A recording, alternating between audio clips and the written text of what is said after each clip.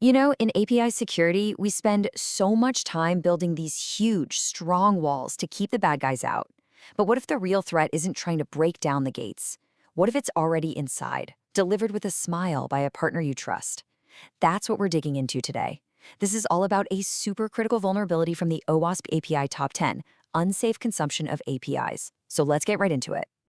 Yeah, seriously, is your most trusted partner actually your biggest security risk?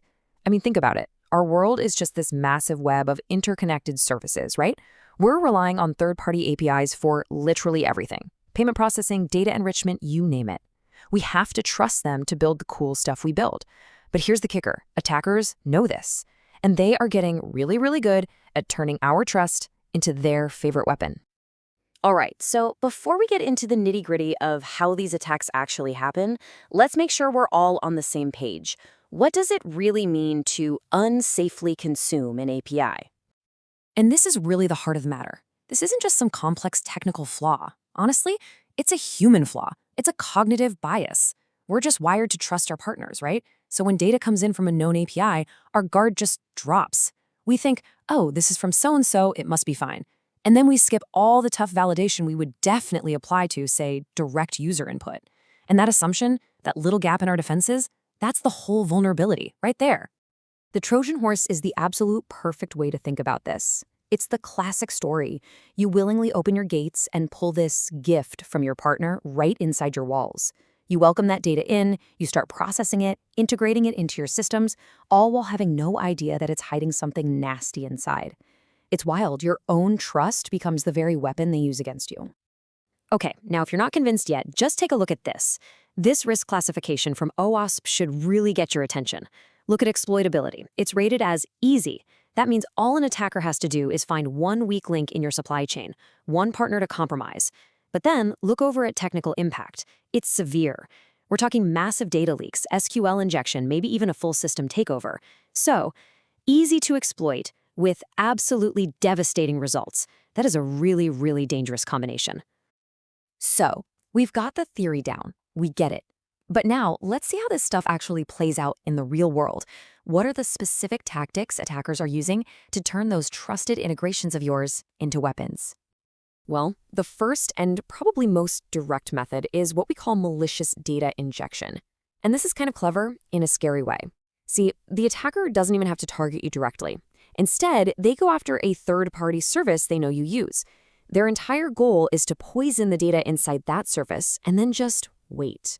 They wait for you to come along and innocently consume it. So here's a practical example. Imagine your API makes a totally routine call to, say, an address enrichment service, but that service has been compromised, and the data it sends back now has a nice little SQL injection payload hidden inside. Now, because you trust the source, what do? You probably don't validate it very hard. You just pass it straight to your database, and boom, just like that, the attacker can start pulling your data out. Okay, the next attack vector is even sneakier. It's called blind redirect exploitation. See, attackers know that most HTTP clients are configured to automatically follow redirects. It's just convenient, right? So they exploit this by compromising a third-party API and getting it to send back a redirect that points your application, you guessed it, directly to a server they control. And just think about how bad this can get. Imagine a healthcare platform. Your app is sending sensitive patient data to what it thinks is a trusted partner for storage, but that partner's API has been compromised. It sends back a redirect. Your app, trying to be helpful, just blindly follows it and resends all of that incredibly sensitive patient data, we're talking medical records, personal info, directly to the attacker's server. You've literally just handed over your own data. It's a nightmare. And look, this isn't just theory. This stuff happens. So let's look at a massive, real-world incident that perfectly illustrates this exact problem, the Duolingo data breach. So Duolingo had this public-facing API. It was supposed to help users find their friends on the platform. But it was basically wide open. There was no real authentication verification, no rate limiting to speak of, and really minimal authorization checks. You could just feed it an email address, and it would happily hand over user data. It blindly trusted every single request that came in. The attack itself wasn't even that sophisticated, which is what's so scary. It was simple and systematic. The attackers found the endpoint, they grabbed these huge email lists from other data breaches, And then they just started feeding them into the API. And the Duolingo API just obliged. It confirmed which emails had an account and spit back the user's profile info. They automated the whole thing, of course, just letting it run and run, harvesting data on an absolutely massive scale. Now, what was the result? A pretty staggering 2.6 million user records. We're talking names, usernames, email addresses, all scraped and neatly compiled into a single juicy data set for attackers. And the value of all that personal data? Well, you're not going to believe this. The entire data set of 2.6 million profiles was put up for sale on a hacking forum for $2.13. The whole thing. If that doesn't just scream how commoditized our personal information has become, I don't know what does.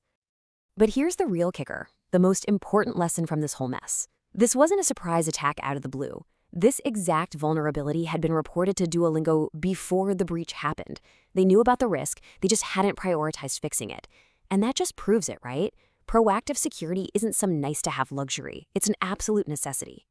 Okay, so we've seen the problem. We've seen a real-world disaster. Enough of the scary stuff. Let's talk solutions. How do you actually defend against these kinds of attacks? Well, it all starts with a fundamental shift in how you think about your API supply chain. This right here is the mindset shift you have to make. You have to move from this world of implicit trust to a world of zero trust. And the rule is actually super simple. Treat data coming from a third-party API with the exact same level of suspicion you'd give to data coming from a totally anonymous user on the internet. That means you validate everything, no exceptions. All right, your first line of defense is right there in your code. You need to implement strict, comprehensive data validation. We're talking about defining the exact structure, the data types, the character patterns, everything you expect to get back from an API response. And if the data that comes in doesn't match your schema perfectly, you reject it. Period. No exceptions. Next, to fight off those sneaky, blind redirects, you need to use an allow list. First things first, go into your HTTP clients and turn off automatic redirects. Then, if you get a redirect response, your code needs to check that destination URL against a pre-approved list of domains you actually trust. If it's not on your list, reject it and definitely log the attempt. It's a simple fix, but it's incredibly effective. And, defense actually starts way before you write a single line of code. This is about doing your homework. You need a really rigorous vetting process for any third-party API provider you're thinking of using. Dig into their security certifications like SOC 2 or ISO 27001. Read their data protection policies. Check their incident history. At the end of the day, if they don't take security as seriously as you do, they're not a partner. They're a liability. So let's end with a question for you to take back to your team. This threat isn't just some hypothetical thing we're talking about. It's active, it's out there, and it's severe. I want you to think about the APIs your systems are consuming right now. Which integrations haven't you looked at in years? Which partner's security do you just kind of assume is good enough? Because that's the one you need to investigate first.